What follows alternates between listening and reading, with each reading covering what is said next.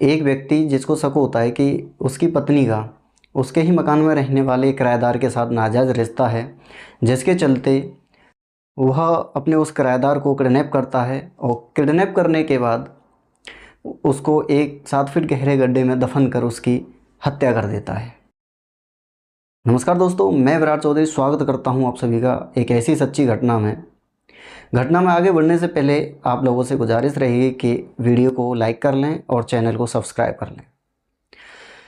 तो दोस्तों, ये जो सच्ची घटना है यह हरियाणा के रोहतक की है, जहां एक जगदीप नाम का व्यक्ति जो कि बाबा मस्तक विश्वविद्यालय में योग टीचर होता है, जो रोहतक में ही एक किराए के मकान में रहा करता है।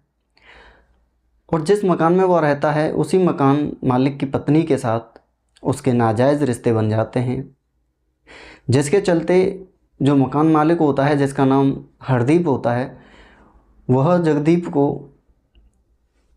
अपने दोस्तों के साथ मिलकर किडनैप करता है और किडनैप करने के बाद उसे एक जगह ले जाकर 7 फीट गहरे गड्ढे में दफन कर देता है।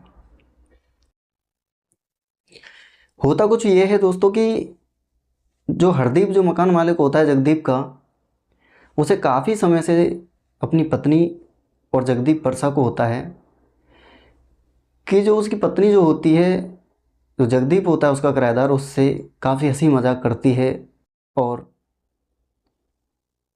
उसके साथ काफ़ी खुश नज़र आती हैं। तो जब एक दिन हरदीप कहीं बाहर से अपने घर आता है, तो वह घर के अंदर जब वह देखता है कि उसकी पत्नी और उसका जो किराएदार होता है वह आपत्तिजनक हालत में एक दूसरे से लिपटे हुए हैं। दोनों के शरीर पर एक भी कपड़ा नहीं होता और दोनों शारीरिक संबंध बना रहे होते हैं। ये सब हरदीप अपनी आंखों से देखता है तो वह गुस्से से आग बबूला हो जाता है और वह चुपचाप वापस लौट जाता है। जब उसकी पत्नी और जगदीप जो उसका किराएदार होता है उनके भी शारीरिक संबंध बन जाते हैं, तो उसके कुछ समय बाद वो अपने घर आता है और इस बात के बारे में वह अपनी पत्नी से भी जिक्र नहीं करता कि उसने क्या देखा क्या नहीं देखा, लेकिन वो मन ही मन ठान चुका होता है कि वह जगदीप की हत्या कर देगा। वह वहीं से कुछ दूरी पर एक जगह पड़ती है, चरखी दादरी, वहाँ जाता है और एक 7 फीट गहरा गड्ढा खुदवाता है। और वह यह गड्ढा यह कहकर खुदवाता है कि यहाँ वह एक बोरवेल लगाएगा। अब गड्ढा खुद के तैयार हो जाता है। दिन आता है 22 दिसंबर 2024, जिस दिन हरदीप अपने कुछ दोस्तों के साथ मिलकर जगदीप की किडनैपिंग करता है और किडनैपिंग करने के बाद जगदीप को वह उसी जगह ले जाता है जहां उसने बोरवेल के नाम पर जो गड्ढा खुदवाया था, उसे उस जगह लेकर जाता है जिस जगह का नाम होता है चरखी दादरी। वहां ले जाकर वह जगदीप के मुंह पर टेप लगा देता है ताकि वह चिल्ला ना सके और उसके हाथ पैर बांध देता है ताकि वह भाग ना सके। अब दोस्तों, ये सब करने के बाद जो हरदीप होता है अपने किराएदार जगदीप के साथ दोस्तों के साथ मिलकर काफ़ी मारपीट करता है और मारपीट करने के बाद उसको उसी गड्ढे में, जो 7 फीट गहरा गड्ढा होता है, उसमें ढकेल देता है और उसको जिंदा दफन कर देता है। जिंदा दफनाने से जगदीप की मौत हो जाती है। हरदीप अपने दोस्तों के साथ वहाँ से निकल जाता है।